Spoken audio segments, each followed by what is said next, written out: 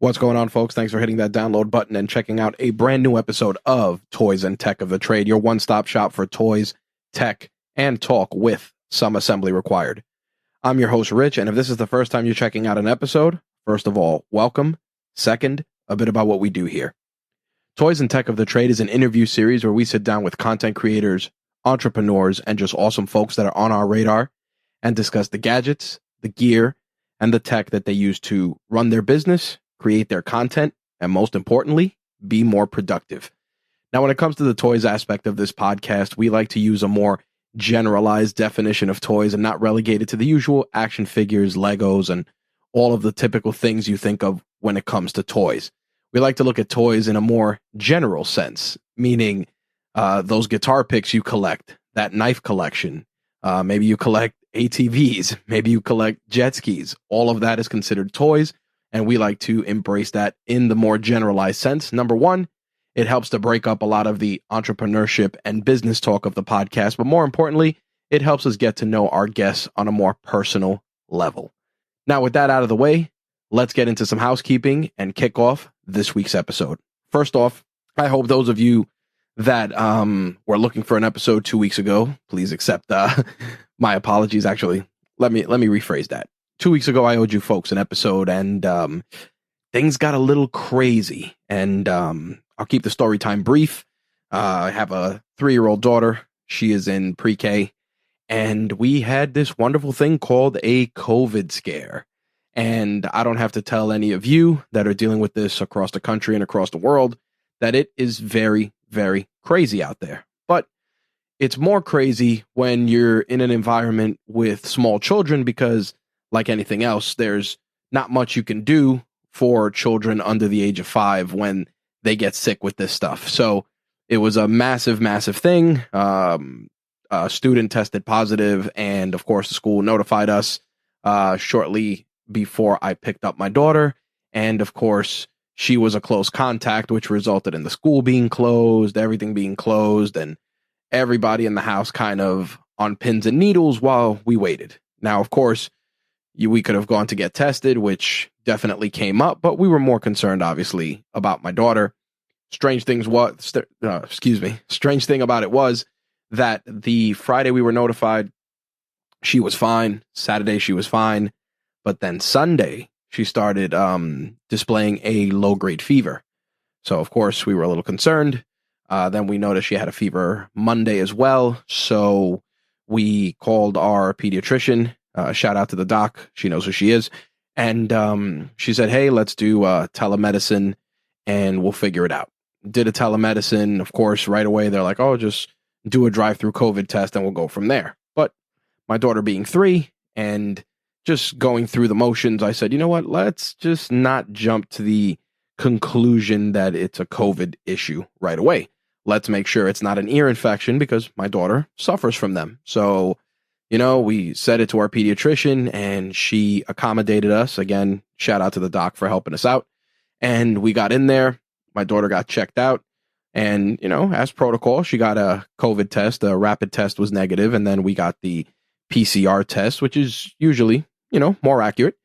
And, we played the waiting game. But in the midst of that, we had her ears checked and she had a little fluid in one ear. So clearly something was going on there. And they said, listen, it's probably her body fighting this possible ear infection. Just keep an eye on it. So, we watched and waited and, with everything going on across the world, PCR tests, you'd usually have the results in 24 hours, but unfortunately it was a waiting game. And as a result of that, obviously I had to quarantine. My wife had to quarantine. People in my house definitely had to quarantine. And the funny thing is, my older sister, who goes to a special needs program for adults, her program actually was closed because of an outbreak. So she was home for 2 weeks. My daughter's school was closed. It was just crazy. But knock on wood, everything came out okay. My daughter clearly was fighting the ear infection and everything was good. So she went back to school and we just went back to whatever we consider normal at this point, which, some of you, regardless of your ideologies, whether for, against, pre, pro. I'm not going to sit here and politicize it or debate it, but it's just a really weird time for this stuff. So obviously worrying about that and trying to put my focus there obviously took my focus away from the episode at hand. But obviously I'm not here to make excuses, just as always, just being transparent with you folks, keeping you up to speed on what's going on in the world. So yeah, that's what went down, and I wanted to update everyone accordingly. As for this week's guest, I'm not going to do the big intro for the guest because I think that the interview is going to do a great job of that. But I do want to shout out the Underdogs Community. It is a community that was formed by Noah Kagan as a result of his podcast. And the thing about it is, it's a Slack group. If you haven't checked out Noah Kagan's podcast, please do, especially if you're an entrepreneur and just looking for ways to level up your business, whether it's from a technology standpoint, a mental standpoint, or you just need some good old-fashioned advice. Noah Kagan is aces. And he started a Slack group for people, like-minded folks, entrepreneurs. And I'm always weird with joining groups, whether it's on Facebook or anything else, because it always starts off well. It always starts off, everybody's like, rah, rah, yeah. And then as days and weeks pass, the engagement in the group just dwindles down to nothing. But the thing about the Underdogs group that I like is it's a lot of entrepreneurs, people that are looking to level up their game, just trying to connect with like-minded folks, whether it's to collaborate on things, work together, get advice, share milestones, share victories, whatever. And I was like, man, I don't know. Let me give it a shot. And like I said, I liked what Noah Kagan did on his podcast. So I joined the group and connected with a lot of great folks and got a lot of really cool, actionable advice. Hell, I had one of the underdogs help me out with my resume, helping me level that up. And it got me a great, it helped actually me get the podcast teaching contract position I had for a little bit. So it truly, truly grateful to the group. And I really wanted to express that appreciation by showcasing and spotlighting a lot of the great people in the Underdogs group who are doing amazing, amazing things, whether it's new software, new services, new forms of content, creating different types of dialogue. These are awesome, awesome folks. And I felt that their stories not only needed to be heard, but needed to be shared with this audience, because this audience is the same kind of folks, people that are on the grind, whether it's growing their business or leveling up their business or trying to jumpstart their business, or more importantly, just trying to connect with other people that are in the same struggles they are. So over the coming weeks, maybe the coming months, depending on their schedules, you're going to hear from a variety of different people that are part of the Underdogs group.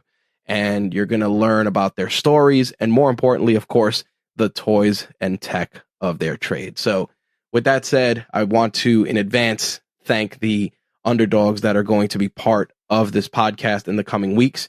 And I truly hope you appreciate and draw inspirations from their stories. Let's turn it over to this week's guest and learn about the toys and tech of their trade. Kicking off our first set of interviews showcasing my fellow friends and colleagues from Noah Kagan's Underdogs, we're going to be kicking it off with John Hill, better known as John Smallmountain. John is a salesman, entrepreneur, content creator, and a slew of many other things. And we're going to dig into his story, plus, of course, the toys and tech of his trade. John, how's it going? Really good, man. Thank you so much for having me. Slew is a very appropriate word for what I do. It's interesting because when I joined this community, and props to Noah for kicking it off. The thing about it was, I think you were one of the first people I connected with. I think you had messaged me, just you were curious about podcasting. You had a bunch of questions, and the thing that got me about the group was the genuine curiosity about all of the people that were part of it. And more importantly, the fact that a lot of us were dealing with a lot of different entrepreneurial struggles. I mean, in your case, you were a B2B salesperson, and the thing about it was you kind of hit a bit of a wall, and then you pivoted a bit until you found a role that kind of gave you some personal satisfaction. So I kind of want to start at the beginning with your early beginnings of your sales to your B2B career. So let's start there. Tell me a little bit about what got you into sales, and is that something that you wanted to do, or did you just end up there and said, hey, I'm good at this, let me just keep going? I don't think it's one of those things that any kid is excited about the prospect of, right? Like, I told my dad when I was a kid that I wanted to be an attorney, and because I was thinking, okay, this is going to be awesome. And my dad tells me, well, it's better to be the screwer than the screwee. I'm like 7 or 8 years old, right? So this was like a very weird thing. So it wasn't ever a topic of discussion that I was going to be in sales. It was just something that kind of happened. I came home from the Army and started to wait tables because I wasn't sure what I was going to be when I grew up, and just found a couple of people who trained me in a way that just allowed me to get it, right? So much about knowledge transfer and training is so reliant on the person doing the coaching and the person who is being coached, right? And if you don't align those two people, it's very hard to get anything done. It's hard to get people to buy into a sales concept. It's hard to get people to follow you if you're selling something that requires a lot of trust. And I got to follow some people who treat serving and waiting tables with a lot of focus and attention. And a friend of mine who was one of the best people that I coached under, as far as a server, he would just ask for everything. He would just say, hey, don't fill up on appetizers because dessert is going to be rocking. And so we'd walk away and say, why wouldn't you want them to get appetizers? And he's like, I want them to get appetizers. I just don't want them to fill up on an appetizer. And if I don't tell them that we have a rockin' dessert tray, they might not even ask to see it. And so like this kind of blew my mind, right? So then I just become the guy who offers everything, right? You want a margarita? Sure. Do you want an extra shot? Because like an extra shot is a little bit more. So that adds to my ticket total. Most people tip off the ticket total. So just by offering more to people, I was outselling other servers on the floor. And it wasn't because I was persuasive. It wasn't because I was pushing people or forcing these things. It was just because I was asking, right? And so serving the lifestyle of that is you work nights, you work weekends. And I really, really, really didn't like that. So I decided to make the move into sales. Did that for a while. But it was retail sales. I was selling for T-Mobile and was selling cell phones. And it was my first real sales role, right? I had a quota, had to hit certain goals, had to fill certain buckets. And just by being the guy who asked lots of questions and just who showed up, like I was pretty successful. So that continued. I had some other roles. And then my first B2B role was where I hit the wall. I was selling medical devices, and doctors are very hard people to sell to. And I almost quit sales completely because the person that I was working under, who is a very good friend, we still work together now. He's another one of the hosts on our podcast. He can't teach in a way that I can learn from. Right. So it was endlessly frustrating to, I'll put in the work. I just need some direction. And his manner of coaching was just go try it, because he's an instinctual person. He just operates off of instinct. I don't operate off of instinct. I operate off of process. Right. So if you can't give me a process, I'm just kind of stuck. And being wrong is such friction for me. I hate being wrong. And if I can go shortcut my learning process by asking someone some questions, I'd much rather go do that. Historically, though, that's led to friction on teams that I'm on because I ask a lot of questions because I need that clarity. But it always comes across as John's not a team player. Right. So in that role, I'm struggling, trying to figure it out. And a friend of mine from Kung Fu was like, hey, you should come meet my sales coach. And in a situation where I'm teaching him Kung Fu, because my Kung Fu coach had taught me enough that he trusted me to teach other people, I say, I don't need to come meet your coach. This is insane. I just need more doors, right? Right. All the stupid ego in the world. And I decided, well, that's not very Kung Fu of me, right? Because Kung Fu is as much a lifestyle and a philosophy and an approach to living as much as it is a fighting method. Absolutely. And so here I am in Kung Fu, like loving the pain, the process, the improvement, these little bitty edges of improvement that we're all so focused on. And then this thing that makes my money, I'm not willing to go talk to someone who could potentially help me. Like, how absurd is that? So I had to sit with that for a little bit. And then I went in and I met this coach, and he completely blew my mind. Showed me there was so much more to communication than just showing up and asking questions. And that was the beginning of the change for me. And went on and did some personality assessments that really kind of showed me who I was on paper, which really kind of cemented the idea that I was trying to learn from people who don't teach in a manner that I'm going to easily grasp. And so this coach was trying to talk me out of like staying in sales. Like, John, this is why you struggle in selling, and this and this and this and this and this. And it was all true. But up until that very moment, Rich, I thought I was the only person who experienced those specific issues. Right. So he shows me who I am on paper, and I just realize I'm learning from the wrong people. I got to go find people who teach in a way that I can learn from. And that was the beginning. That was, okay, cool. Here's this well. Let's go get to the bottom of it. Still haven't found the bottom. That's a hell of an awakening and a very unique journey. And I want to backtrack a bit, because you said you had joined the Army, and I want to kind of unpack that a little further. Was anyone in your family in the service, or was this something that you consciously did on your own? Was there kind of a drive there? Did the recruiter just show up and it sounded cool? Because I mean, listen, I as an 80s baby, I remember when I was in high school, the recruiter would come in, around when you were 17. They'd be like, you could see the world, all this stuff. And I remember the recruiter came, offered like the coolest thing. I come home, I'm like, Ma. And she's like, no, you're not, like it didn't even, I didn't even finish the sentence. She's like, oh, no, you're not. So I'm curious about that aspect of your journey. It's a very interesting point for me, because I'm not great for the military, at least not the way that I did it. I went to high school with a couple of people who were very focused on military. Like it was the only thing they were ever going to do. And a friend of mine, he went straight from high school to the Naval Academy. He actually went on to be Barack Obama's Marine One pilot. Wow. That's how hardcore this guy was, right? His name's John, super nice guy. I won't say his last name, but super, super rad dude. And another friend of mine who I was very good friends with, he just knew he was going to join the Marine Corps. And I was on that college track, kind of, right? Like I didn't know what I was going to do. For a long time, I wanted to be a teacher, but right around that junior year of high school, everyone started to get very fixated on money, right? And the roles and why we're going to college and everything. And so I was very excited about being just like a teacher. And then a friend of mine, a guy named Kevin, who has got a couple of businesses now, he goes, they don't make any money. And I'm like, well, if they don't make any money, I don't want to do that. And he goes, yeah, you should do computer science. And I was like, okay, cool. So finish high school, the original plan was to go to a different college, but it was a little too far away. My mom was asking me to stay a little bit closer, so I stayed a little bit closer. And it just wasn't, it was too transactional, I think is what it was. I went to a school that functions very much as like it's a full university, but the way that it's done and ran is that it's kind of between a junior college and like a full lifestyle college university kind of deal. So I would go to school and then I would leave. So I wasn't really building relationships. There was no real community for me. Right.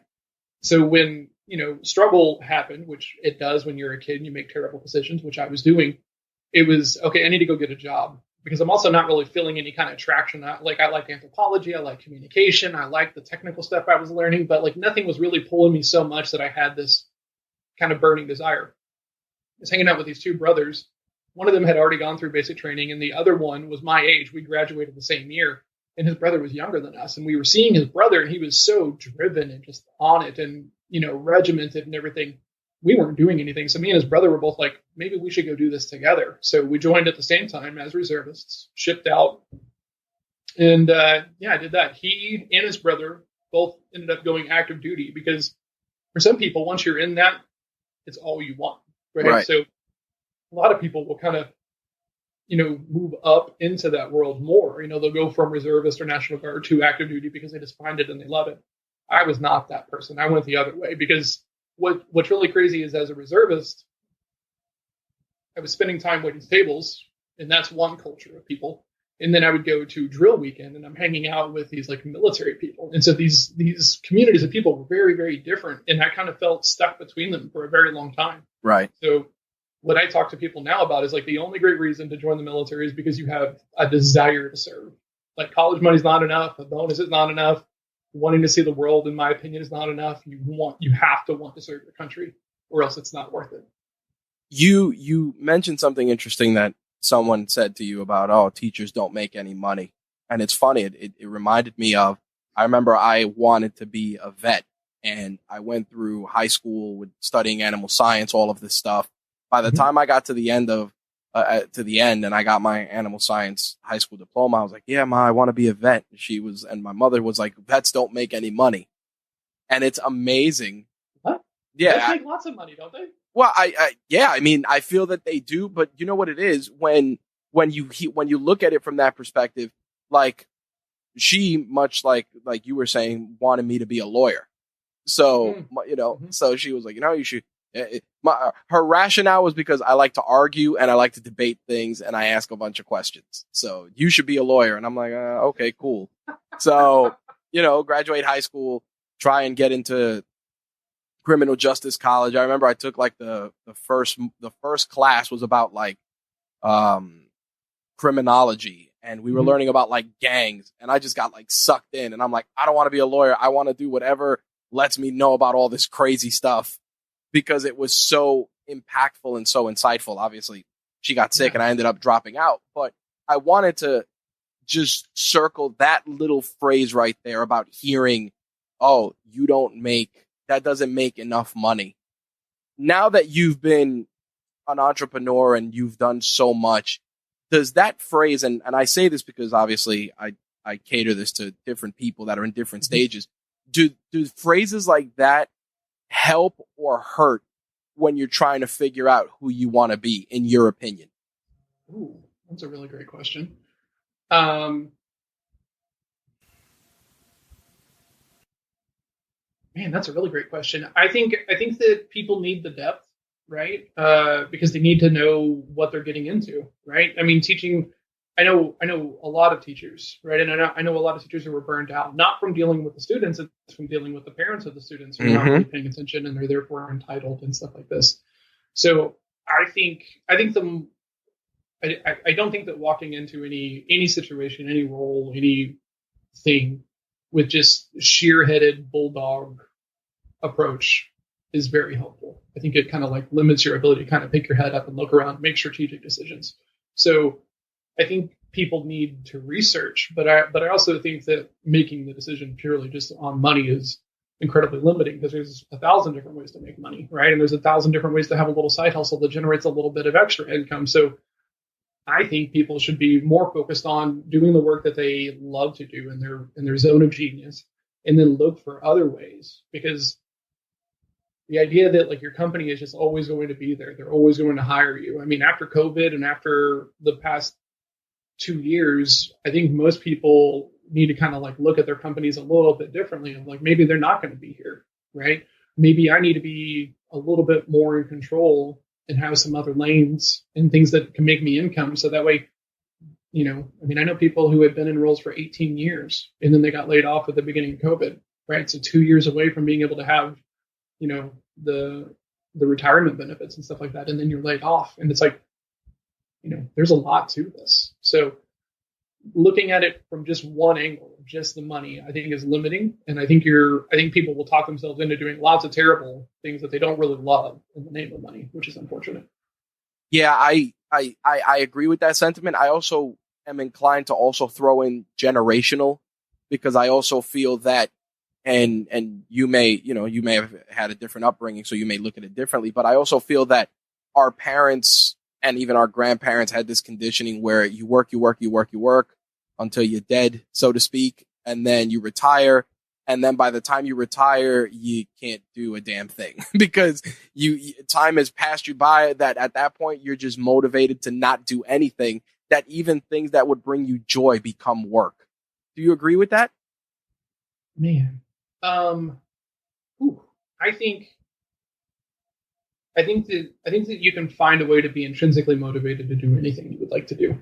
I think that once you become really aware of yourself and you know who you are, whether that's going through like an assessment process like I did, or just doing lots of self-inner work through journaling, meditation, or therapy or something else, once you really know who you are and you can look for the commonalities for things that get you excited in other areas, and then build those into things that might be a little harder for you to approach. Then it just becomes something you can do, right? It's not something that you have to get ramped up for, right? Being in the Army, there's a lot of motivational kind of raw stuff that's talked about, right? And you kind of have to talk yourself into that. Like, I call it brainwashing, to be kind of funny about it, but it is also kind of true. Like, the whole point of the Army is to take people who are not killers and turn them into killers, right? Like, that's fundamentally what you're there for.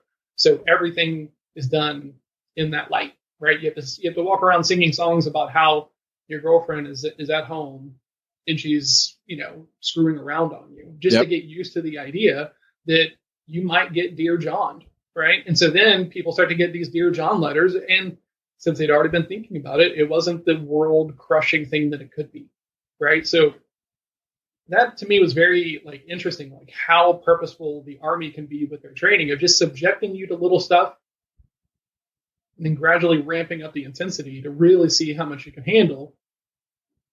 That to me is really, really fascinating. So I think people talk themselves into bad positions very, very easily, especially in the entrepreneurial realm. That's where accountability comes in, having good mentors, having good people around you. So yeah, you got to have a sounding board, or else you're going to talk yourself down paths that are just going to be really rough.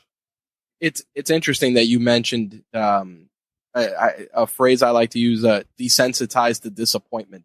How you were illustrating what's going on with the Army's conditioning. And I think that a lot of that also ties into what you were saying before about just finding who you are and that self-assessment. And a lot of times people, I think as with men especially, and again, you may agree or not, we're conditioned to not feel anything. I think we've reached a tipping point now where I see more of my peers, my fellow entrepreneurs talking about mental health days and therapy and journaling and meditation. And, I know for a fact you 10, 20 years ago, you would have mentioned that. People would be like, come on. You don't need to write your feelings in a book. And, it's interesting. It's interesting how many of us, we truly are powerless in that department. And I think that's where like groups like the Underdogs group and things like that, and coaches, as you said, are vital, because a lot of these challenges, our families are always going to quote unquote support us, but they're never going to understand us. Yeah, man, that's the nail on the head. And the way that you said that just right then is indicative of someone who has been through it, right? Like, I'm the black sheep in my family because of the things that I do. Right. Right. The fact that I published a book, my sister thinks that I just have to be rich. Like, I have to be Tony Robbins level of successful because we have a book out. Yep. And it's like, that's not how this works. Right. Nope. So the outside view of selling is such like a weird thing, right? But the outside view of entrepreneurialism is also just as weird, because it's still selling, right? Which is the thing that I try to talk to people about in the Underdog community, because people are saying, well, I want to help. Okay, great. They have to buy from you in order to help. Mm-hmm. What can you do for me? Yep.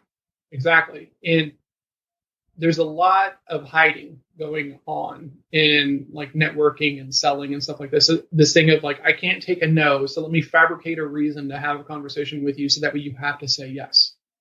And the groups like the Underdogs are so great because you get so many different opinions, right? You can float any idea, any design, and get some real-time feedback from people. So that way you're not talking yourself into it or out of it or things like that. There's this line in poker that says, if you think long, you think wrong, right? Yep. Which just means that your gut instinct is usually the right one.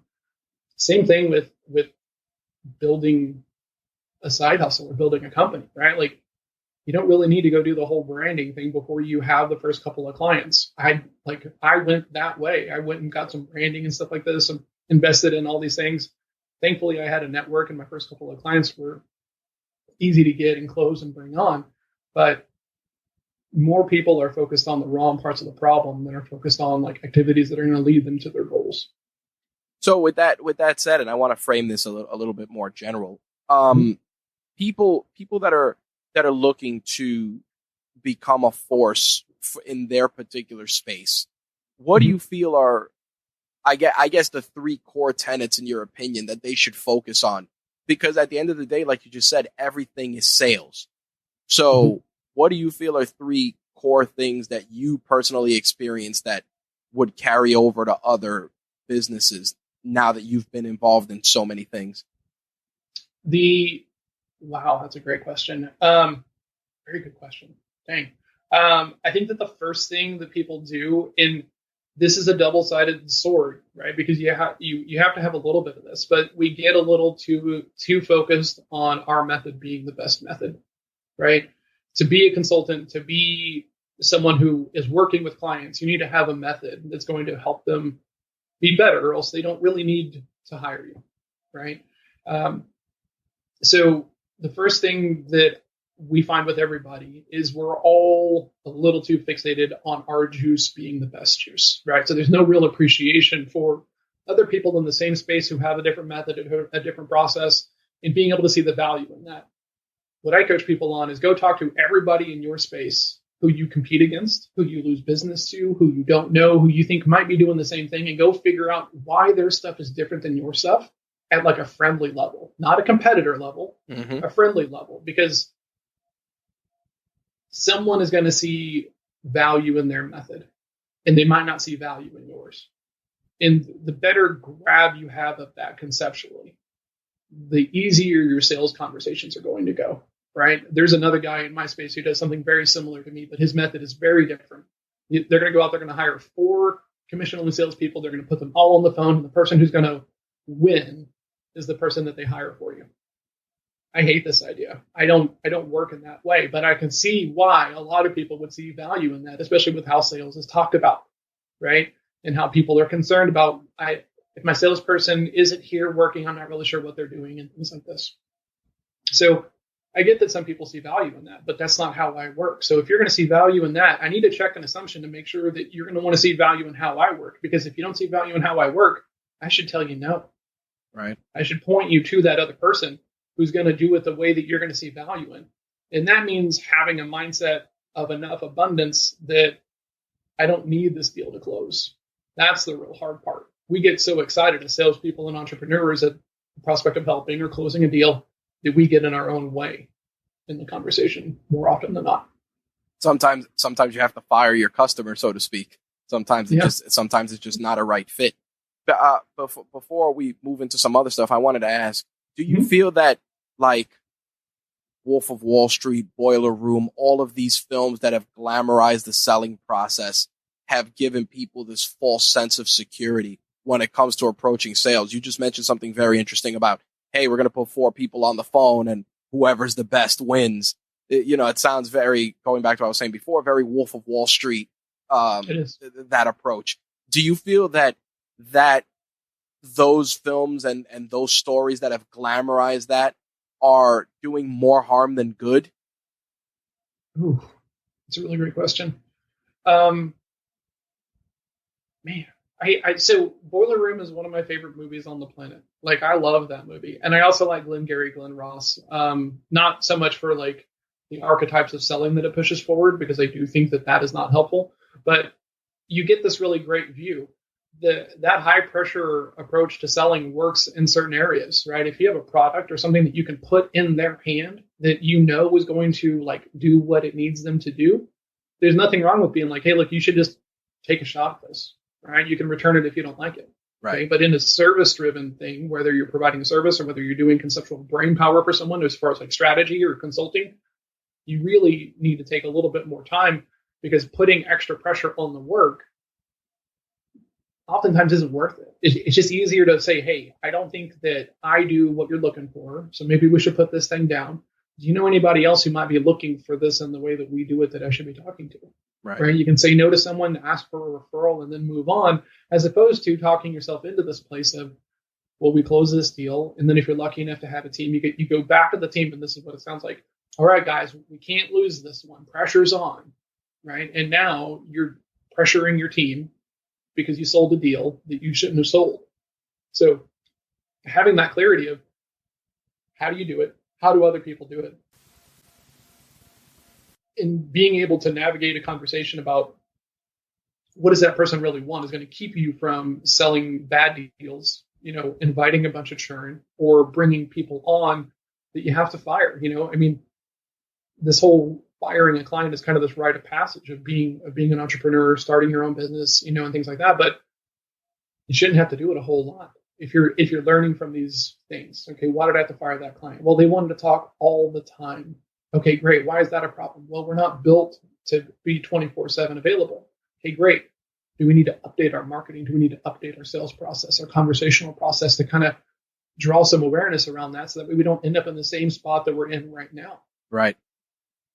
Because at that point, you put yourself in a situation where you're kind of working backwards. Now you've created this expectation because you're meeting that person's demands of 24-hour access. And then what that person's going to do is, hey, this guy's great. You can get him at any time. And then the other person's going to come in with that preconceived notion. And you're saying to yourself, well, damn, we're not available 24 hours. You have to set the expectations. You're 100% right. Yeah. I mean, that's the number one thing that I tell with everybody is that if you don't do enough discovery, enough research about what this person really wants, you are hoping that the way that you deliver in the expectations that you deliver meets theirs. And it doesn't ever. It doesn't ever. Like what people hold in their mind when they're talking to a salesperson is often, how do I get away? How do I make sure that I don't have to commit to anything right now? They're not concerned about, let's make sure that this person I'm talking to really knows what I want, because they just assume that it's all the same.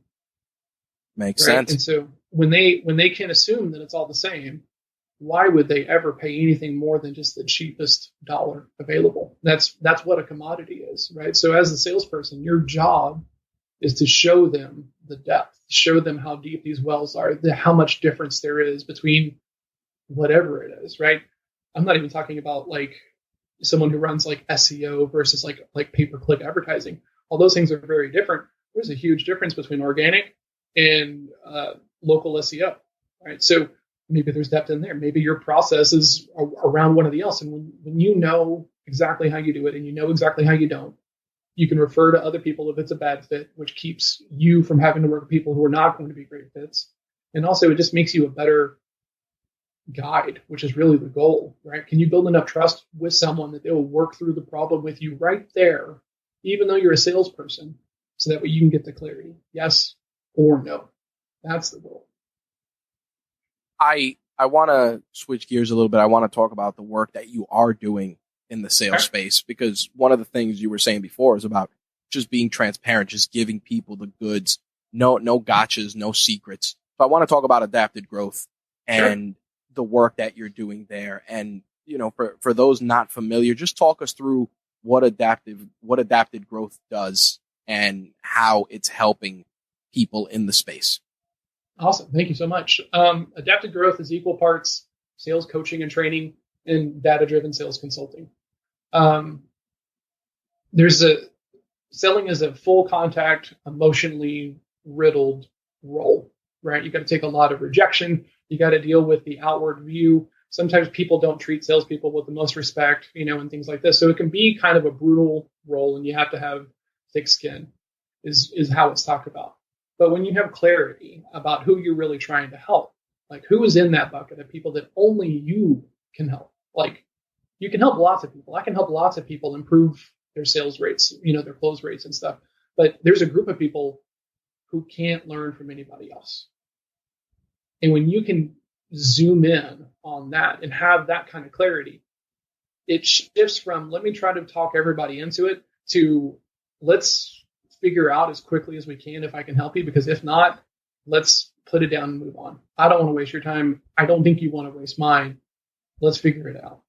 Right? So really giving people frameworks, questions, little bitty things like that, so that way they're saving time as salespeople who have a lot of other things to do, because sales is a productivity problem as much as it is a persuasion problem.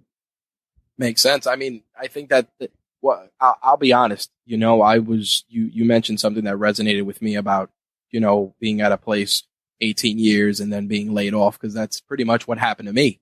I worked for my organization. I was about to hit the 20-year mark. The company had gone through numerous evolutions. It was prepping for sale. They moved the company to Atlanta. I remained a remote employee. And then, May 1st, I get the Microsoft Teams message like, oh, it's HR. And I'm like, why is HR wanting to talk to me? And the rest is history. And the funny thing about that is that when you do that, you're kind of pigeonholed into this role now because you've done it for 18 years. And when you're trying to crawl out and trying to find something new, I was like, I don't want to do sales. Because I just know that I'm not quote unquote good at selling something, but you framed it in such a way that for anyone who's listening, we're doing sales all the time. Yes. All the time. Everything is a pitch. Everything is a sale. I mean, to invite you on this podcast was a pitch, it was like, hey, this is what we're going to do. And this is what we're going to talk about. Would love to have you on. And here we are. So with that said, do you think more people should get their toes into the sales space to be able to just be better overall as performers? Because a lot of times, like, it's like when people say, oh, I never want to work at Burger King. But you know what? There's lessons you can take from working at Burger King. Yeah, sure. Don't get me wrong. Yeah. The job is probably going to be soul-sucking and brutal, but you're going to learn certain facets that will carry over to many other things. Do you feel that way about sales? I mean, so I'm a little bit biased here because of who I am and what I do. Of course. But, it's such a weird thing. I have a stutter, and I've had it ever since I was a kid. I've been in speech therapy from kindergarten all the way up until 8th grade. In 8th grade, I got a brand new speech therapist or coach who gave me some technique, some things to think about in my speech that allowed me to kind of work past my stutter. So as a kid, I told my mom that I wanted to be a comedian, and she was like, maybe find something else to do because of the stutter. And so the fact that I can be here and do these things, right? I read my own audiobook. I'm on a podcast. I do lots of Zoom calls, right? You can train yourself to do anything. Now, the fascinating thing is I used to say that everybody should spend a stint waiting tables, right? Before the Army, I thought I was too good to wait tables. My mom had done it. My sister had done it. I'd known other people that had done it, but I just was too good, right? I didn't think about it that way, but I was just like, I'm never going to wait tables. Right. The Army taught me I'm not too good for anything. So when I came back and needed money, that made sense. I took a role away from waiting tables, and it was doing these kind of fire alarm installations. And my friend, his dad owns an electrical company. And so I was just really tired of waiting tables. I really wasn't sure what I was going to do. I just wanted to work. Let me just work. I'm tired of dealing with people. And so I went in, I worked half a day, Rich. I honestly worked half a day at my best friend's dad's company because they walked me in and they said, okay, run the cable from this side to this side, and then just left me there. And I was like, okay, well, man, like this isn't what I thought it was going to be. So I left at lunch. I had to call my friend and tell him that I was leaving and that I wasn't coming back, and thank you for the opportunity. And I had to call his dad and apologize to him and thank him for the opportunity. They were both frustrated with me, understandably. And I went back and I got another job waiting tables. But I knew that that wasn't going to be the thing for me either because the lifestyle and the money being so fluctuating. So maybe sales is the next thing. There's something fascinating about the number of people you meet as a salesperson, right? Most people don't meet that many people after they complete like high school or their highest level of education. They go to work. Lots of people work in the same job. They might make one or two changes over, a 20-year period, and that's really about it. As a salesperson, like I meet more people in a month than most people are going to meet in like a 2 to 3 year period, which is kind of crazy to think about. So the ability to kind of know where you are, know the space that you take up in a conversation. Do people rapport with you easily? Do they follow you down complex things, or do they fidget, and stuff like this? Like really taking those reps, it becomes a little bit like comedy, honestly, is how I think about it. Like comedians have to get up and bomb and bomb and bomb and bomb and bomb. And then finally they get a laugh. Oh, how do we improve that? Right.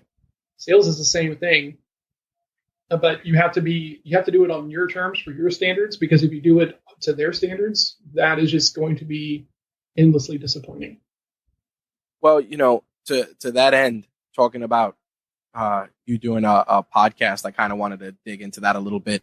Mm-hmm. And as a podcaster myself, always want to know the process. So walk me through the podcast you're doing with your friend. What is it focused on, and what the core audience is? Sure. Yeah. Thank you. Our podcast is called Sales Throwdown, and the unique thing about our show, the personality assessment that I was talking about earlier that had such a huge impact on me, is called DISC. It's very common. Lots of people have heard about it. Lots of people use it in their hiring. But this was the assessment that really started to allow me space to change. And the cool thing about our show, DISC breaks people up into 4 quadrants, right? There's the D component, which is direct or dominant. There's the I, which is influential. There's the S, which is steady. And there's C, which is conscientious. And these people, because they're in these 4 quadrants, are going to have traits, the way they talk about things, the way they talk about people, human goals, communication, things like this, that are indicative of who they are. So we have someone who's a high D and works in sales. We have someone who's a high I, who's my old boss, and he's in a different kind of sales. We have a high S who's in another kind of sales. And then I'm the C personality, and I do my version of selling. So the goal of the show is to talk about just how wide sales can be as a role, and that there's a sales type that can work well for just about anybody on the planet.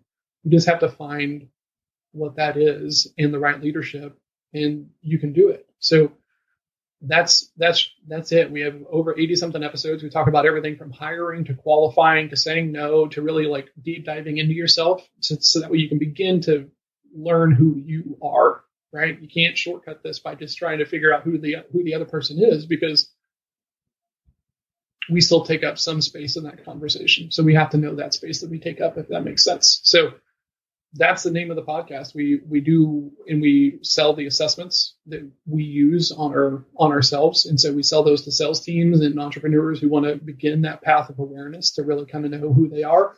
And that's the main audience, right? Are just salespeople. There's a whole group of people who think of selling the same way that I do, right? It's a deep well. You can endlessly improve, and it's work worth doing.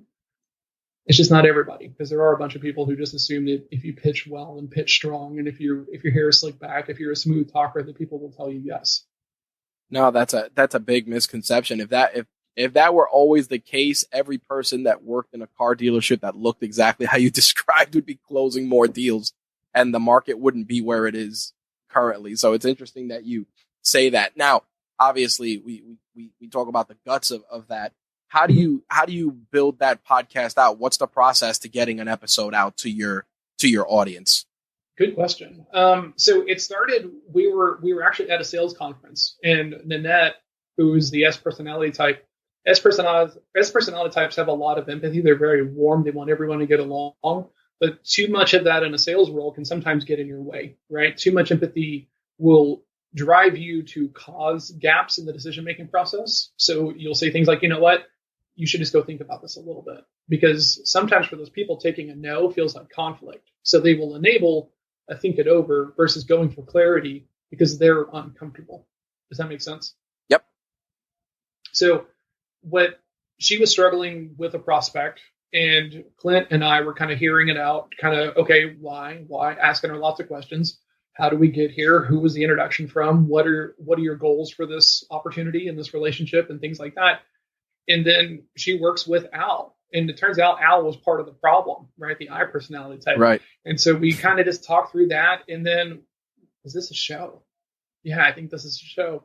So we started before COVID, and we got really lucky. We met a guy named Paul who has got production space and also really did a lot to kind of help us kind of get started. The very first, probably half of the episodes are done in a studio. And then COVID hit. We weren't going to the studio anymore. So then that's when we moved it to Zoom.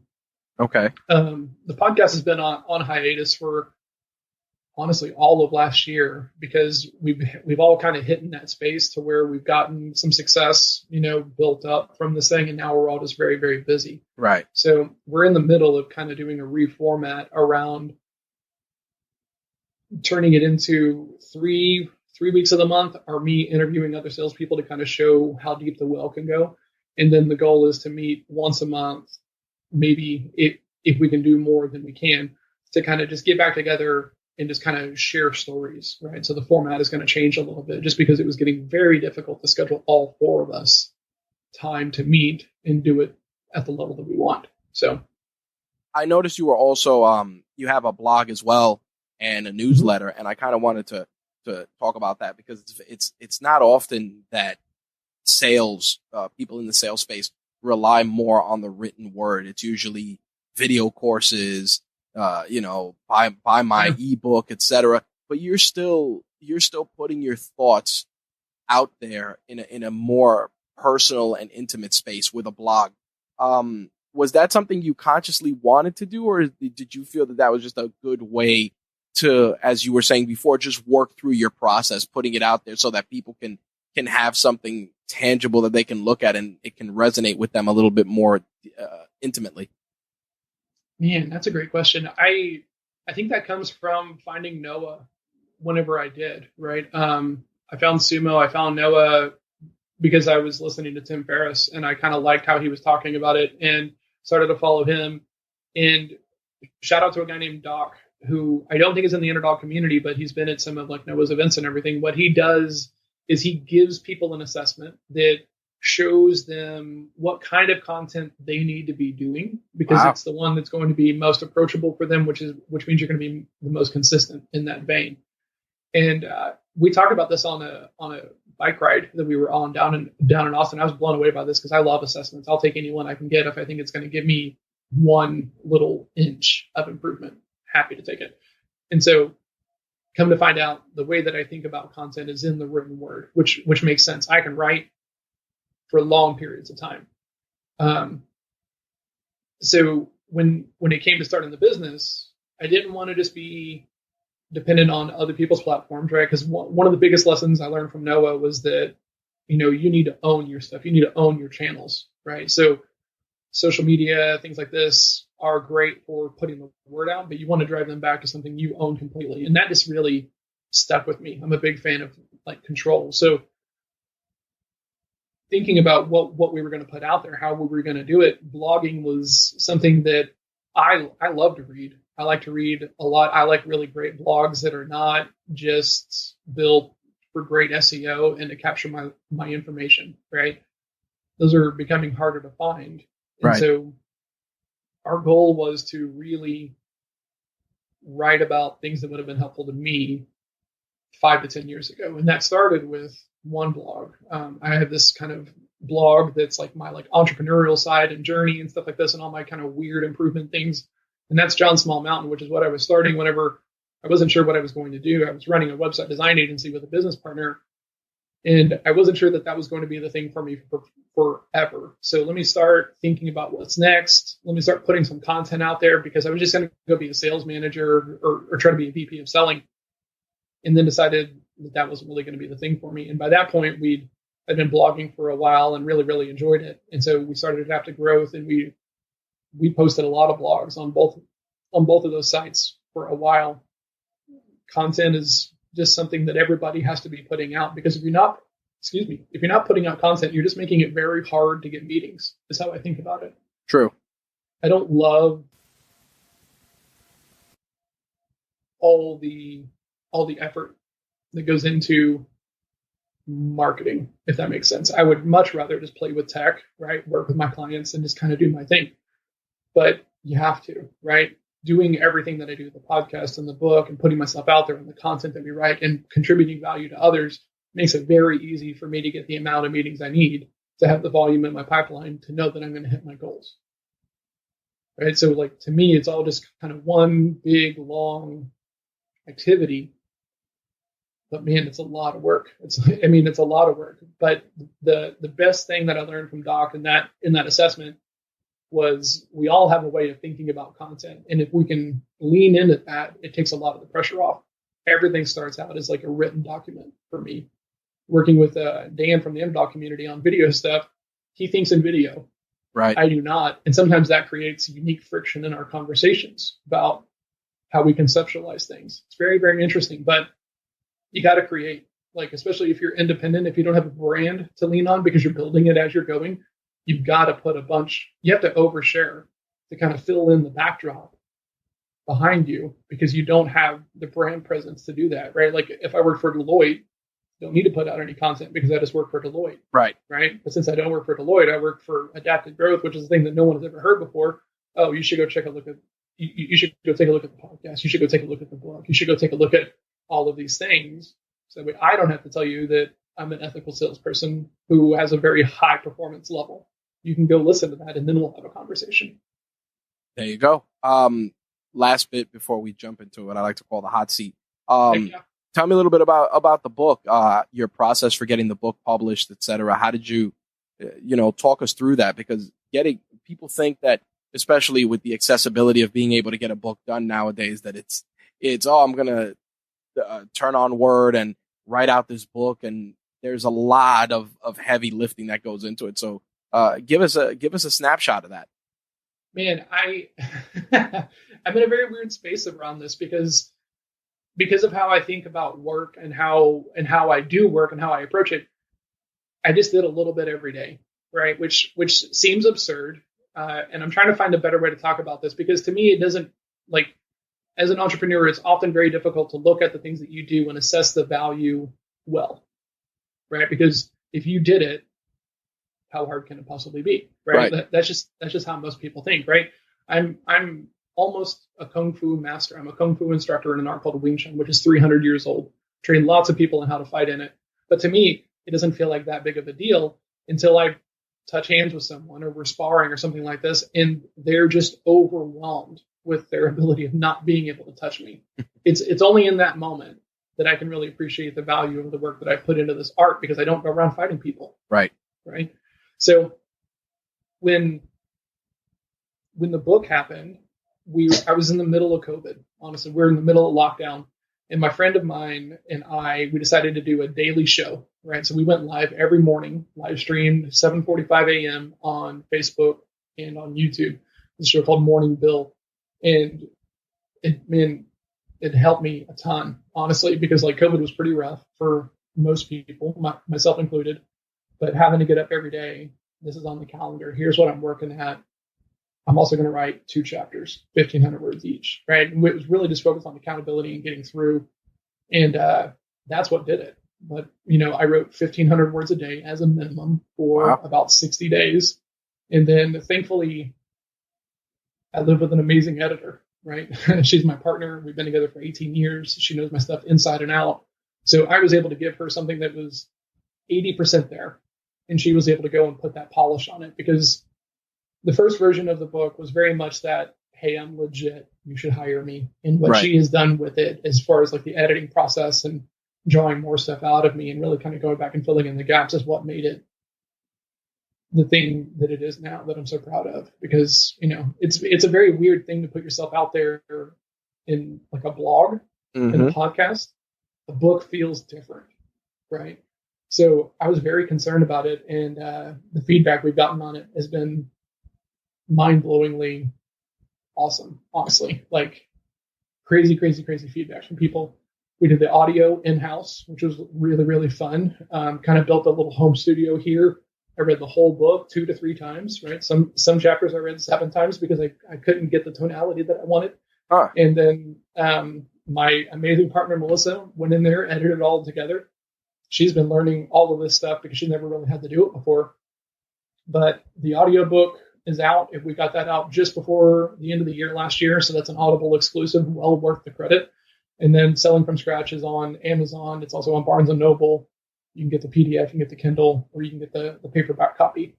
But it's all about how to sell by leaning into the humanity of the situation and the conversation as opposed to trying to be slick or smooth or, what we normally try to do. It's interesting as you're talking us through the process that your partner edited the book, and you said, and going back to what you just said, that the initial drafts were you trying to sell yourself, which is pretty funny. And then your partner came and added the human element because at the end of the day, it's, we're always going to be our own worst critic. And then you kind of want that bit of balance, that yin to that yang. So it's great that you have a partner that does that. I mean, for my website for years, my wife was my editor. And she would edit every post before it would go out. So I definitely feel a kinship there. That's very cool. And I like, once again, that awareness. If I had to edit myself, I wouldn't get most things written. Right. Because like I'm hypersensitive. I'm going to over polish. Like there's this thing in like entrepreneurial circles around like the MVP, like just get it out as soon as you possibly can. Because if you're not concerned about it, you waited too long. It's kind of like this saying, right? And man, I can't function that way. Like I can't put out a thing so bare bones like that, right? So the book is way better than I think that most people would expect, because it's just me and my partner. But we had an amazing book coach who I actually met through Dieter, who's in the Underdog Community. Shout out to Dieter, because I don't know that we would have gotten it done had he not been so willing to make the introduction to Sue, who was my book coach. She was really, really awesome, really helped us out a lot. But yeah, coaching makes the difference, right? When you have a deadline and it has to be done. I tell everybody that you don't need a coach if you have forever to do it. But the minute there's a deadline, it becomes a goal, and you probably need someone to kind of make sure you're doing the right stuff. So I practice what I preach. So we had a book coach, I had a kung fu coach, I've had poker coaches when I was playing poker full time. I'm a big advocate in it, because I don't have time to waste, and I don't have enough patience to want to fail enough that I'm going to figure it out on my own. I always want to shortcut the process. As a martial artist growing up, and as a fan of the genre when it comes to film, I got to ask for my own personal, what got you into Wing Chun? So honestly, I came home from the Army, and in the Army, you learn a little bit of Brazilian Jiu-Jitsu. Like in basic training, you get like a half day instruction. So you don't really learn a lot, but you're drinking all that mindset juice of the Army of, you're a trained killer. And then there's all this stuff about how the Army's better than the Navy and all this weird kind of tribalistic stuff, Yep. So I came home from the Army. I'd always wanted to do karate, taekwondo. I was a kid, I wanted to be a ninja. I told people that like I was taking ninja training at an old school because I was trying to be cool and fit in. Like that's how long I've like wanted to do this. And so 2003, I'm just trying to find the thing that's going to be it for me. And I'm going around to all these different schools, and I go to Travis Luter's jiu-jitsu school, who's here in the town that I'm in. And I'm a very tall guy. I'm 6'4", and I'm like, I don't really want to be on the ground if I don't have to be. This isn't it for me. And so went to a bunch of Aikido and Taekwondo and karate and Eskrima, and I went to a JKD school for Jeet Kune Do, which is Bruce Lee's art. Yep. And none of it spoke to me. And then someone, a skater friend of mine, he goes, hey, there's a guy who teaches Kung Fu. And I was like, what is this Kung Fu? And he goes, yeah, he teaches people how to fight with like umbrellas and stuff. And I was like, that's pretty rad. I want that. I called the wrong school. So like I ended up going to a different Kung Fu school because I went and did some Googling, and Kung Fu was just like not even on the radar. Right. So I find this school that's here in my local town, and the guy teaches multiple kinds of Kung Fu, and he makes everyone go in and watch at least 2. So I go in and I watched Wing Chun first, and it just spoke to me, man. Like I very rarely have I felt this is it for me. This is something I can pour myself into. Right. But he makes you watch multiple arts because they are so fundamentally different that the one that you're drawn to is the one you should do, is how he thinks about it. So come back the next night and I bring my friend, and we're checking out praying mantis, 7-star praying mantis. And my friend, this happens all the time, I didn't know this then because I had not been through it, goes, man, if you want to do this, I'm going to do it with you, but I want to do this art. Oh, okay. Boy. Yeah, you already know what's happening. Yep. So I say, okay, cool. I sign up that night. He never signs up, right? And I do praying mantis for about the next year. And it just wasn't my art. It was too big. It didn't make sense. It wasn't something I could hold conceptually. So I took a break because I was waiting tables. And I came back to the school, and I come into my teacher, and I hadn't been there in probably 6 or 7 months. He didn't know who I was. Like, he just had a vague recollection of me because people drop out all the time. I say, hey, sir, I'm back, but I want to do Wing Chun. And he goes, okay, show up tomorrow. So I come back tomorrow, And it's so funny. I remember this clear as day. He goes, John did some praying mantis with us. He's now going to do some Wing Chun. And the veterans of the Wing Chun side are all these like salty people, right? Because, you know, if you train martial arts, you know what it's like to cross that threshold of I've been here for a while and you're brand new and you're probably not going to make it. Mm-hmm. And so this one guy who's one of my very closest friends, he goes, dun, dun, dun, dun, you know, just kind of giving me shit. And I was so mad. I was like, man, screw this guy. But Wing Chun was it, man. Like the first day of learning the math and the reason why behind these techniques have got to be inched in. Like Tong Sao is 135-degree angle of the body because your body loves that angle. You'll be stronger in that angle. And if we look back at like bare knuckle boxing, they kind of have this kind of very forward hand. Yep. Right. That's at that kind of 135-degree angle. And the reason why it's so far out there is because they learned it's not going to come crashing into their face if it gets hit. That's right. So there is something to this, you know. Wing Chun is a ladder. It's a very unique art in how it's taught if you want to do it well, because there's not a whole lot of appreciation for individual expression until you're at the very, very, very last levels, right? So it's kind of like a blueprint that you have to put your time into, really learn those rules so that way you can then break them as you need to at the higher levels. And I just love that, right? To me, that's sales, that's poker, that's all these other. Mm-hmm. The overlap is so significant to me. It was just easy to pick up. Yep. Build the foundation and then break the rules as you go. Yeah, exactly. Right. And the way that he talked about it, once again, knowing how you learn, I got to have the depth. I have to. Like, I can't do just do it because I said so.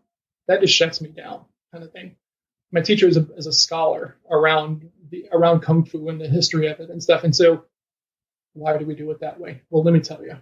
Right. Really, really, really strong stuff. Well, it checked off the boxes for you too, because you were very inquisitive. You had a lot of questions. So now, to your point, catering to your learning strengths, now you had a person who not only was a fountain of knowledge in something that you had already immersed yourself in. So it was like a no-brainer to just keep consuming that information for you. Yeah. I mean, it was my passion. There were roles that I turned down that maybe I shouldn't have during my like focused like study of Kung Fu that would have paid me a lot more, but it would require travel. It would require me to work nights. It would require me to work weekends. And it was non-negotiable. Mondays, Wednesdays from 6:30 until 11. Do not call me. Friday nights from 7:30 until 10. You do not call me. Saturday mornings from 12:30 until about 3. You do not call me. Like, my family knew it. My friends knew it. My friends were at the school training with me. So who was going to call me? Like, that's how hardcore it was, you know? And it's weird because, like, as a martial artist, like, you're training to be instinctual. Right. But when you get to that level, you become the caricature of the martial artist. Mm-hmm. Well, I can't turn this off. And it's like, that's not what you're going for. Right. Right. Like, if someone grabs my shoulder, I want to answer appropriately. Right. So the way that you train is the way that you're going to respond. Right. Which is another core thing that we talk about in our coaching and training of people, is that people think they're going to rise to the occasion in that emotional moment. If you get mad enough, you're going to be able to beat the Hulk in a wrestling match. That's absurd. Nope. It's just not going to happen. So when we think about sales, it's the same way. You're going to be in an emotional situation. Sheer will is not going to get you to the finish line. Strategy, thought, technique is going to get you to the finish line well. Nice. Right? Saving time, using your time wisely so that way you can move on, as opposed to just taking up space because someone is willing to allow you to do so. That's a hell of a way to close things out.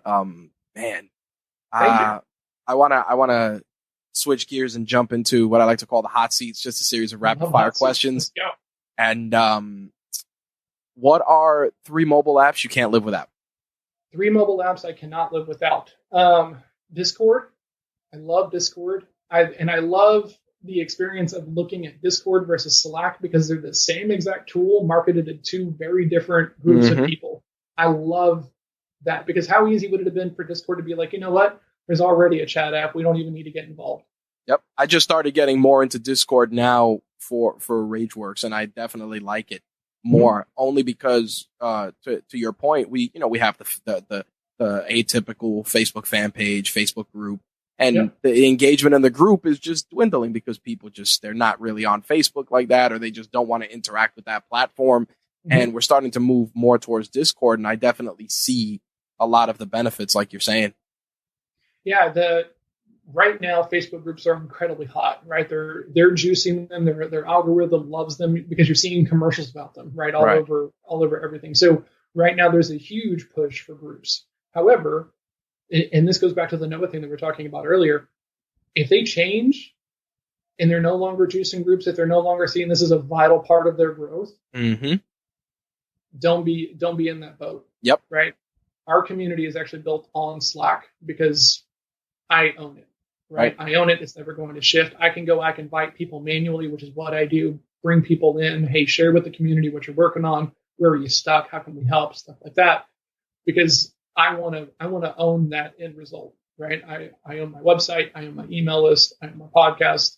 I own my community and where we're building it. And I think that's important because thankfully I was doing websites in like 2014 whenever Google changed their algorithm, and it moved from just the sheer number of links to link quality. Right. And overnight, thousands of SEO companies were just out of business. Right. And so that was when I was listening to Noah and stuff like this, and like really trying to like figure some stuff out. And just the lining up of those two events, I need to own my stuff.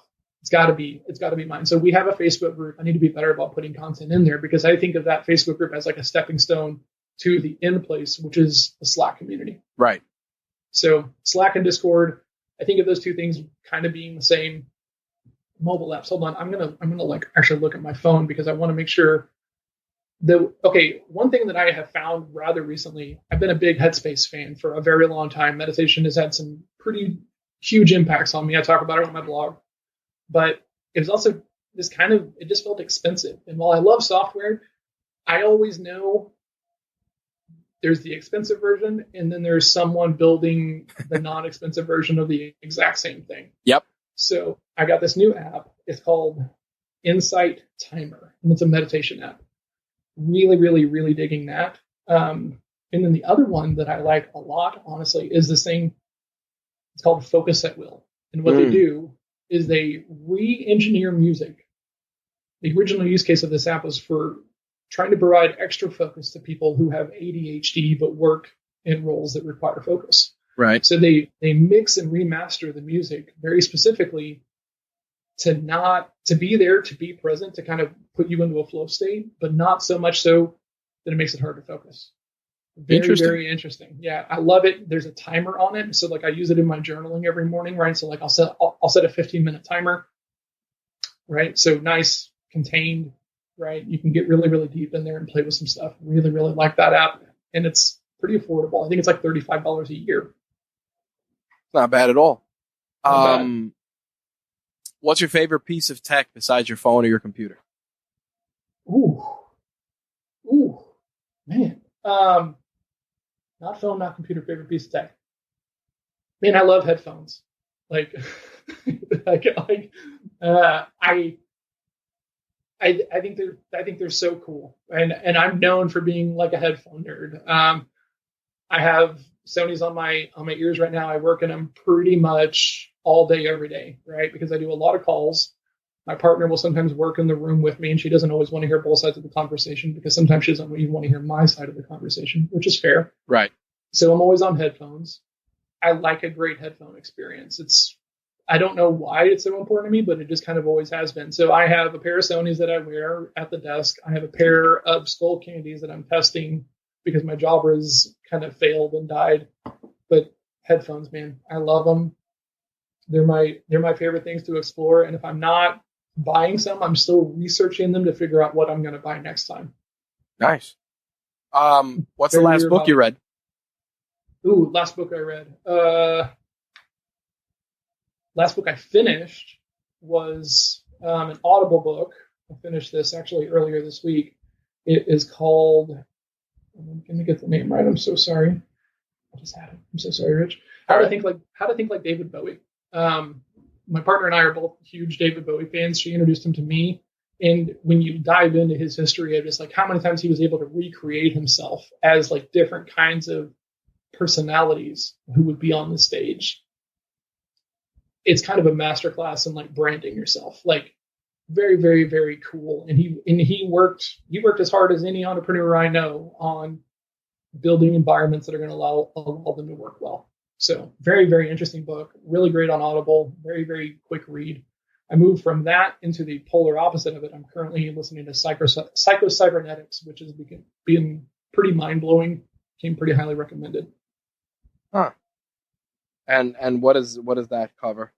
Psycho-Cybernetics is fundamentally a self-help book, right? It's about the ideas of vision, right? Dreamscaping, right? Really kind of separating yourself from your failures so that way you don't unintentionally sabotage yourself in the future. Huh. That's pretty deep.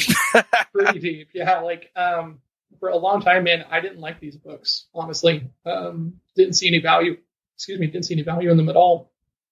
And then my business partner was like, hey, you should read this book. And it was a book about flow. And broke my head, man, because like inside of Kung Fu, I get flow. At the poker table, I get flow, right? I like time dilates. I can do it for forever. It's like a very weird thing. And so I'm reading this book and I'm like, oh my God, this is a thing other people can do. Because like I was always in trouble, especially after we had our daughter, because man, I can do Kung Fu for hours. Right. Like, man, I'll just get lost, right? And then come to find out that this is a thing that you can build. Oh my God, like totally like flipped my world on its head with that very first development book. And then, okay, what else can I learn? So, Psycho-Cybernetics is very much on the more crunchy end of the development stuff, right? Actualization and like looking at yourself the right way and stuff. But the really great book that got me to here was a book called Breaking the Habit of Being Yourself by Dr. Joe Dispenza. Great book, man. Huge, huge, huge book. He talks about how to meditate and how to do some of the stuff. If I've not read that, I wouldn't be reading this. And I would probably recommend people start with the Dispenza book first. Man, that's now I'm going to have to take a look at that. What's your media diet like? How do you limit and control your media consumption? Man, this is my favorite topic. I don't watch the news at all. We're cord cutters, so I don't watch it either, so don't feel bad. Okay. It took me a while to get there, right? In the middle of COVID, I was way too focused on the media because I think most people were. And at the same time, I'm reading Ryan Holiday's book, Trust Me, I'm Lying, about media manipulation. Great book. Ryan Holiday is awesome. Yeah, really. That's the next person on my bucket list that I would like to try to meet. Honestly. His stoicism stuff is insane. Yeah, I found stoicism in the middle of COVID and fell in love, right? You talk about deep wells, right? I like part of my journaling every day is going through the daily stoic, right? Of, a little bit of daily devotion and looking at my perceptions and how I get in my own way and where am I letting my emotions take control. It's a really great metaphor for Kung Fu, right? In Kung Fu, there's a saying, the master is not mad at the people that he beats. Right. Stoicism. Don't let your anger take control of the situation and cause you to do things you shouldn't be doing. I think that messaging, before we move on to the next question, is something that is so impactful, and I want people that are listening to this conversation to focus on that, because I think that was a big part of what hurt the last 2 years. Meaning that people's media consumption was what I like to call weapons of mass distraction. You'd watch it, you'd get angry about it, and then you'd lose sight of everything else going on around you. It's like, I'm mad that the supermarket shelves are empty. Okay, but are you mad that you don't have food?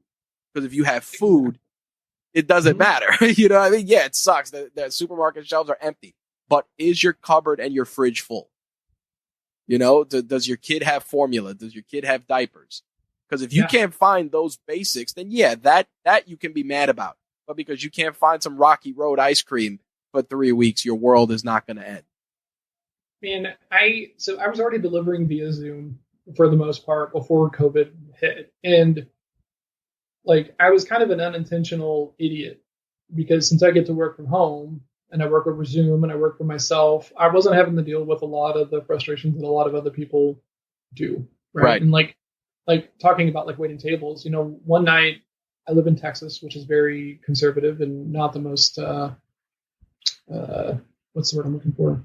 Concerned about safety. Right. Makes sense. So months before other places were open, I would be driving to the grocery store in the evening because I think they're going to be less busy, and restaurants are just packed the gills on patios, right? Yep. And trying to be empathetic around people need an outlet, right? There was a study a long time ago. I read this somewhere.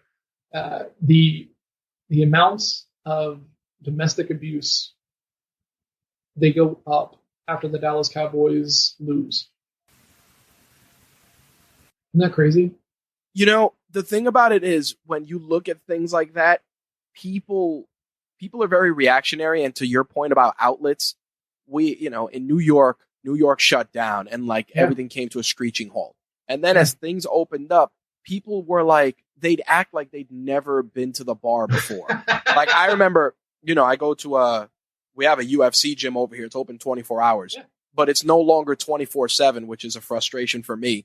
But it's the funny thing is it's 24/7, like Monday through Thursday. Friday they close at 11 for whatever reason.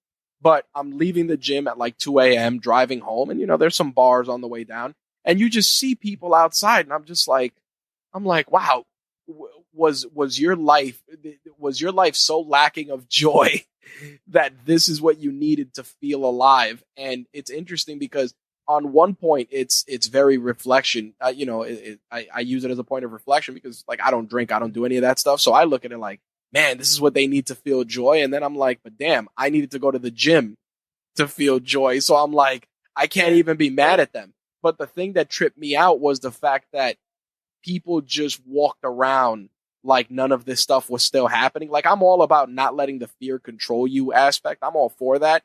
But I'm also cognizant, listen, play stupid games, get stupid prizes too, Yeah. And so I was a professional poker player back in 2006, right? And poker's a game of risk and awareness is really what it comes down to. And I had coaches at the time. And one of the things my coaches told me was that the style that I was playing of poker was just going to lead to bigger swings. I said, well, what do you mean? And they said, well, you're playing hands that are going to put you in decisions that are going to be difficult. And the more time you spend in difficult decisions, the less time you'll spend in easy decisions. But that starts with the hands you decide to engage with. And this, man, Rich, my head exploded, right? Because I'm there trying to fix the wrong part of the problem. How do I make sure I win every hand? Well, John, poker players are not concerned with trying to win every hand. They're trying to make sure that the hands that they play, they win big. Yep. Oh, I've been doing this all wrong the whole time. So, thankfully, stoicism, the journaling, I found all that in the beginning of COVID, and it provided some space of, it was super easy to be frustrated at those moments because my friend he is still a professional poker player. He's got his World Series of Poker bracelet, and this past summer, very, very accomplished poker player. He's living in Chicago. His wife is an ICU doctor, and I'm hearing from them what's happening there. Right. So stoicism and journaling and the self-care stuff provided me space to be like, you probably need that. Right. I'm an introvert and I can work this stuff, like us being on this call, all the calls that I do, that is adjusted behavior that I need to do to get my job done. Right. That's my kung fu. That's my thing that I just do now. But it's not my natural pace. Right. I'd much rather just be here playing with tech or working one-to-one with a client or working with my team on something. Sales and marketing are things that I can just do now, but they don't charge my battery. Right. So since I don't get charged from it, I know lots of people, they will jump into any meeting they can possibly get because they get fuel from it. And that's its own problem in selling, right? Because if you're just taking meetings with anybody because you're enough, you're going to talk yourself into these weird ego spots that are going to be very hard to get out of.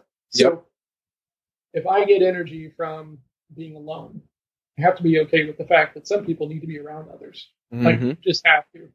And, you know, starting from there, I was able to kind of create some space to kind of be a little less rigid in my thinking. I tend to be a very black and white person in how I approach most things. It makes me good at the things that I do, but it also makes me terribly obtuse at times. Right. You feel inflexible because at the end of the day, it's your value system. I think I can understand that quite a bit, but I also feel that value system, as long as the foundation, going back to what we were saying, the foundation is in place, you can break the rules. Like I tell people all the time, like, especially during last year's whole political landscape, people were so divided. And I said, listen, instead of labeling that you're one side or the other side, there's some ideas on one side that are good, and there's some ideas on the other side that are good. Take from each, cast away what you find is useless. I mean, Bruce Lee talked about that all the time. So it's the same process. And I think that people were just so confounded by that because they wanted to be defined by these labels that it just, like I said, threw everything into just utter chaos, you know? Yeah. The really hard part is we lose sight of the human on the other end of the phone, and it's even more so over the internet, right? So no one gets the benefit of the doubt. Yep. Right? At all. So, so you would want to be heard out.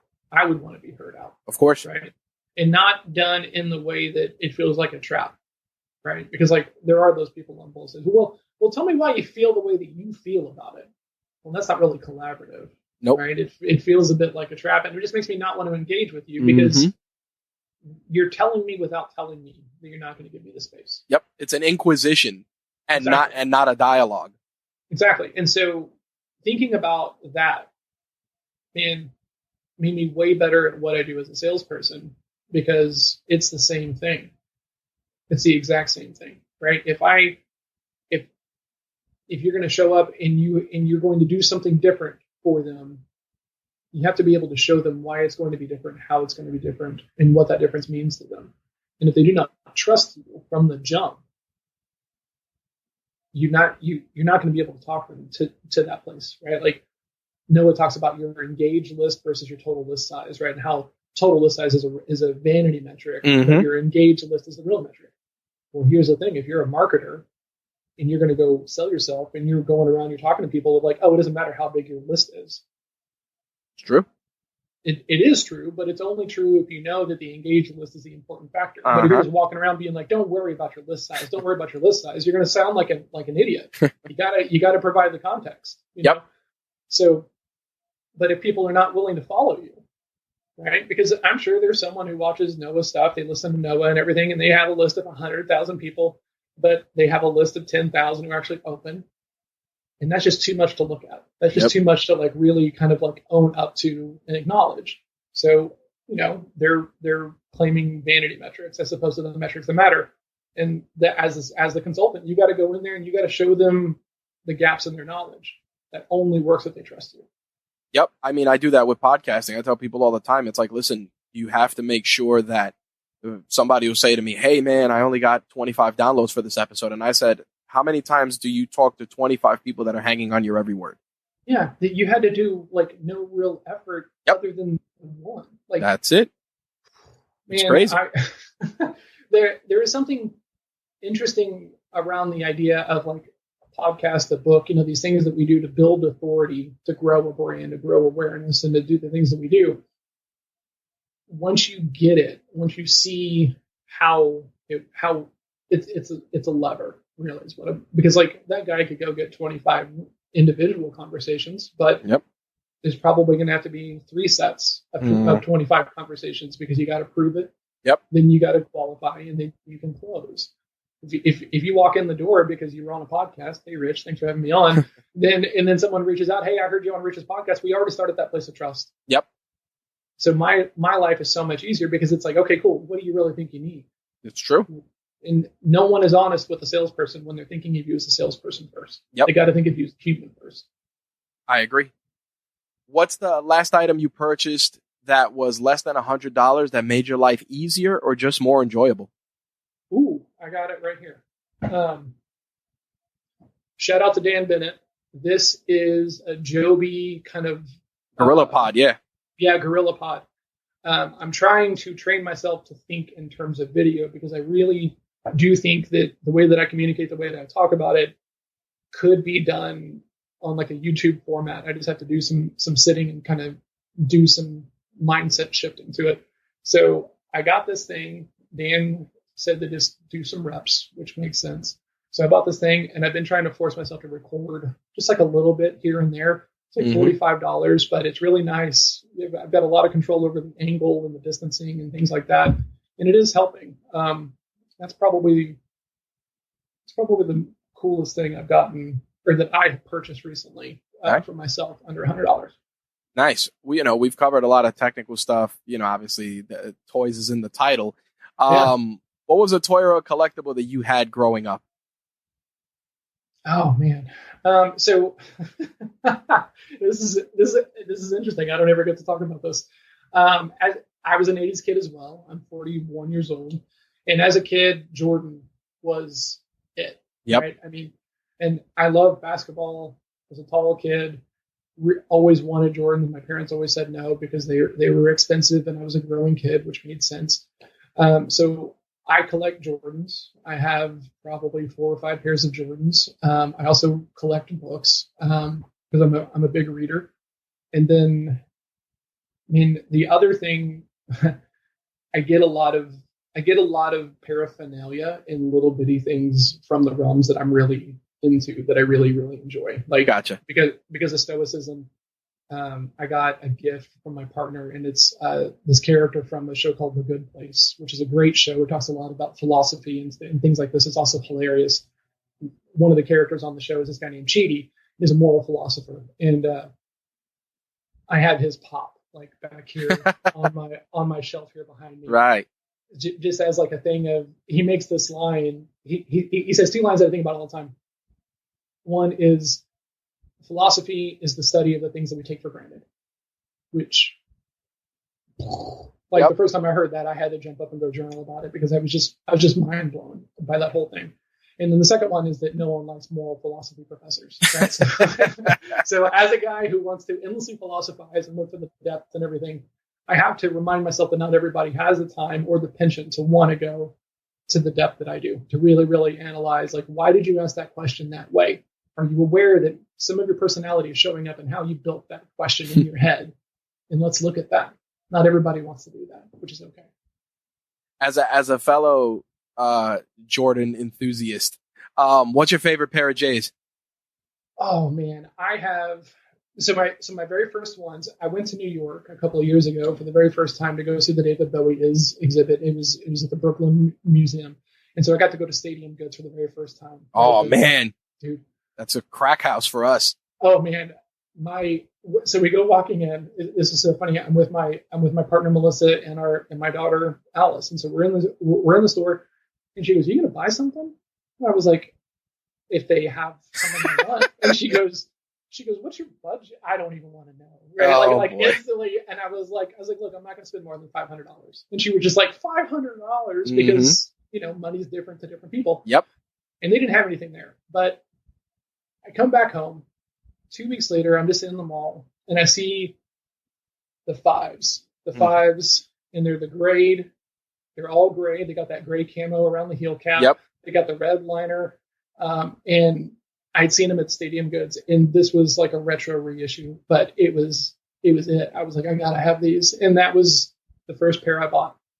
Since then, I have Son of Mars. I have some chlorophylls. I have these all gray ones that launched. But those first ones, like putting them on and realizing like,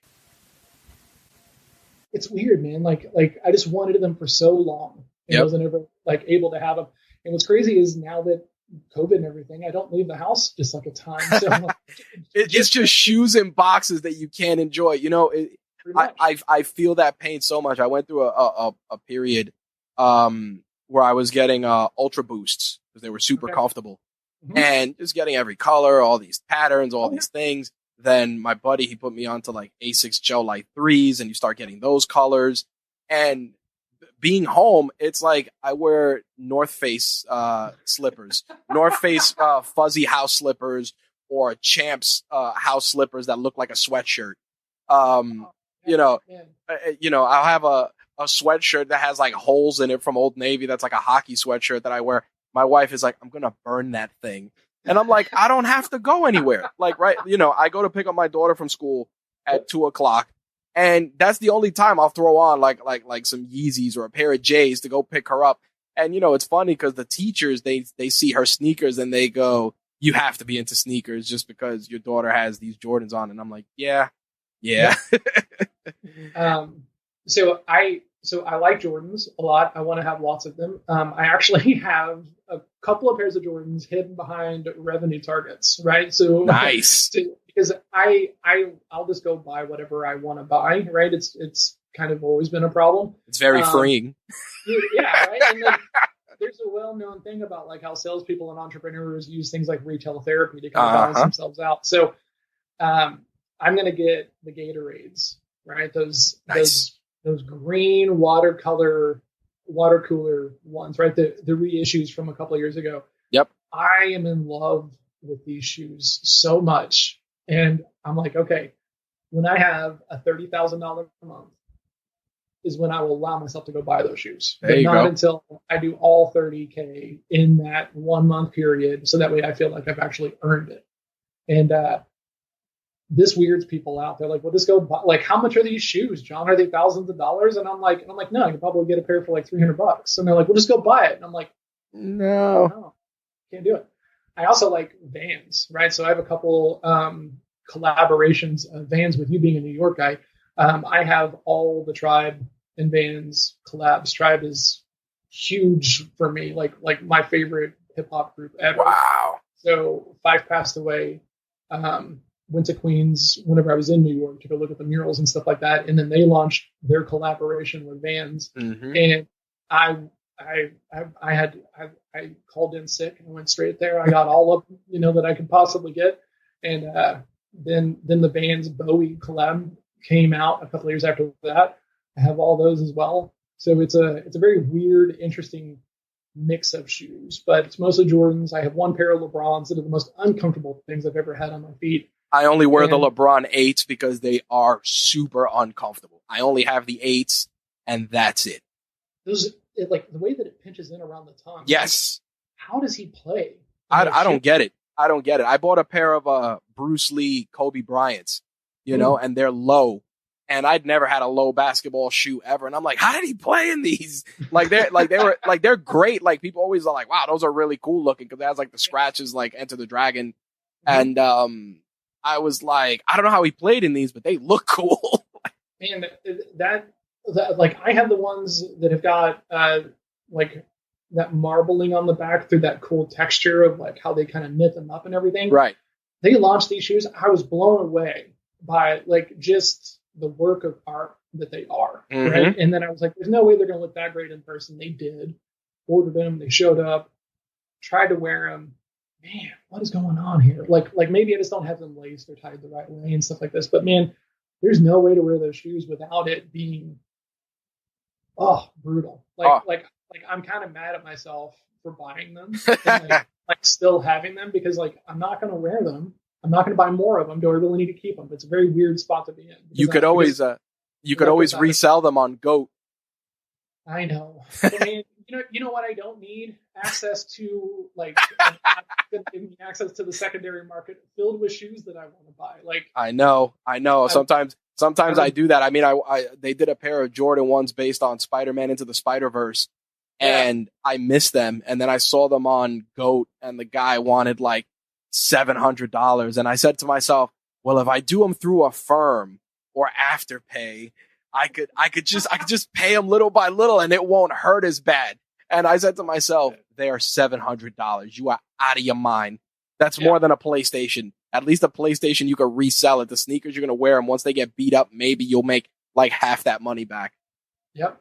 That's for sure. It's such like a weird thing because I would wear like my low end theory Vans, right? Like probably my favorite pair of shoes. It looks like the cover art of Low End Theory. They're all black with those kind of red and green stripes. Yep. Very, very tribe. Very, oh, I love them, right?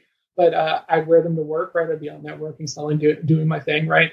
And then I would have to go pick up my daughter from school, and there'd be this mud pit or like a dirt pit. And so like every day I just had an extra pair of shoes in my vehicle because I know that I'm going to have to go stand in the dirt. And like, I'm just not going to go do this. And then we went to a Foo Fighters concert, me and my family. And there was a person, and it was raining. It was crappy. It was cold. It was an outdoor amphitheater. This is a couple of years ago.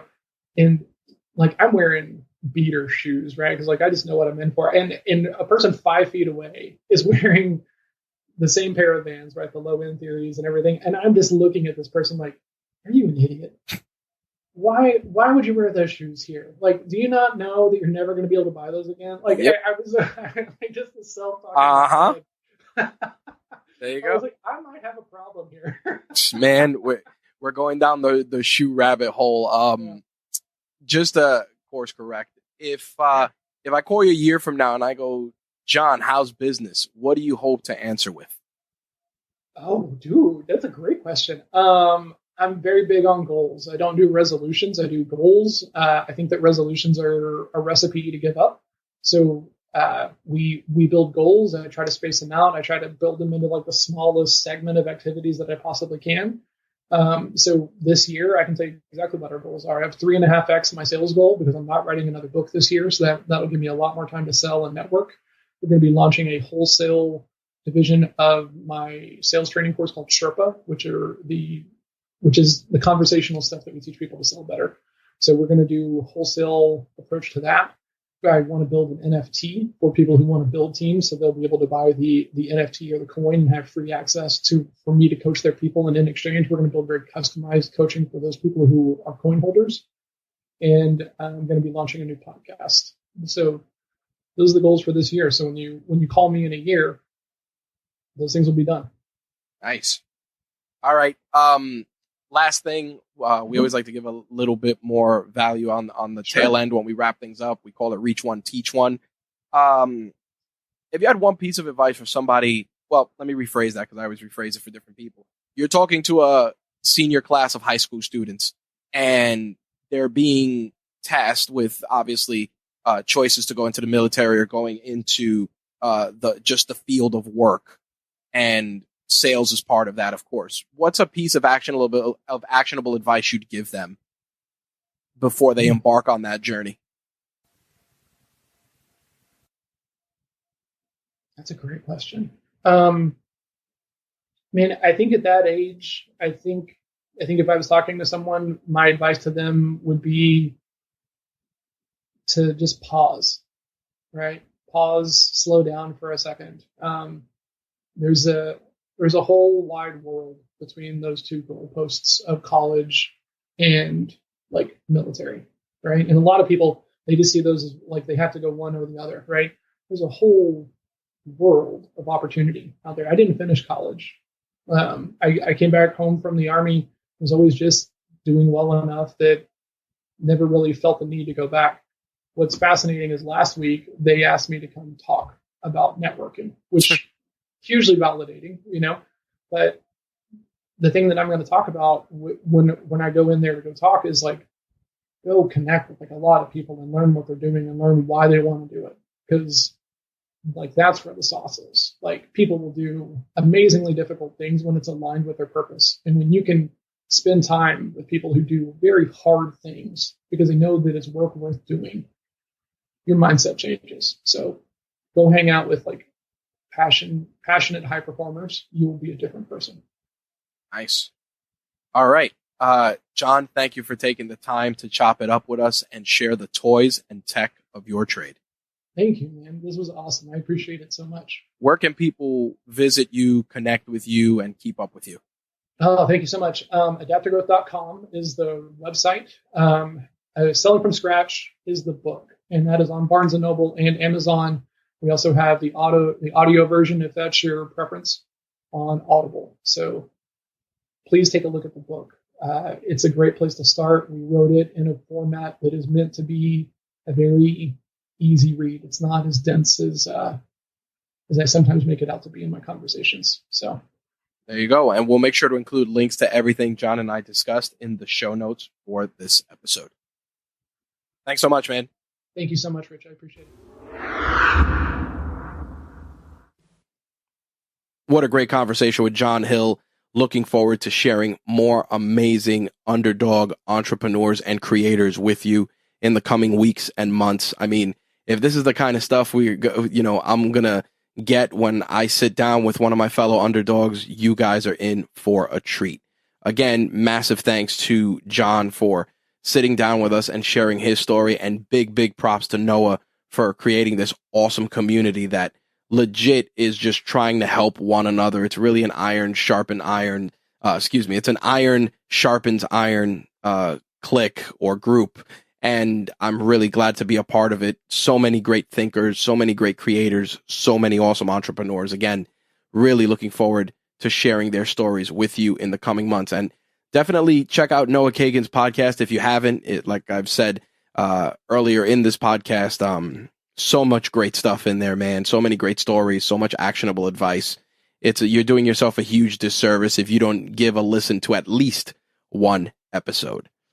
As always, links to everything John and I discussed will be in the show notes for this episode. As always, full disclosure, some of those things may contain affiliate links, which if you click, we will receive a small commission. It will not change the price of whatever it is you're buying, but we do get a small commission, which allows us to, of course, make this podcast better and make everything that RageWorks does better. Better equipment, more help, lots of other stuff. You guys know the deal. Calls to action. If you want to keep up with us on social media, you can find us pretty much everywhere. You can type in RageWorks or RageWorks Network, and you will find us. I mean, we're even on Pinterest as well. If you're on YouTube, we do put our episodes on YouTube. And yes, I know some people are like, ugh, podcasts on YouTube. But guess what? There are still a lot of people that are sitting in offices that block everything except YouTube. So those handful of people that are enjoying the podcast via YouTube, we're looking out for you. We appreciate you. And we'll continue doing it until, obviously, YouTube changes its mind and doesn't want audio with stationary images shared on its platform. I doubt it's going to happen, but we got to put that out there. If you want to be a guest on a future episode of Toys and Tech of the Trade, you can email me, rich@rageworks.net, or you can visit the RageWorks Network site and fill out the form there, share a little bit about yourself, your story, and if it's a good fit, we will have you on an episode. So definitely do that. And as always, we're always in the market to partner with great podcasts and add them to the network. So if you have a show or are working on a show and would like to have some good partners to work with, definitely hit me up. Again, rich@rageworks.net. And who knows, if it's a fit, you may be part of the RageWorks family. Simple as that. And that's it. That about wraps up this week's episode. It definitely was a little longer than our usual 1 hour broadcast, but man, lots of good stuff this week. John was awesome. Glad to share his story. I'll catch you guys in 2 weeks. Thanks for listening. I'm out of here. Peace.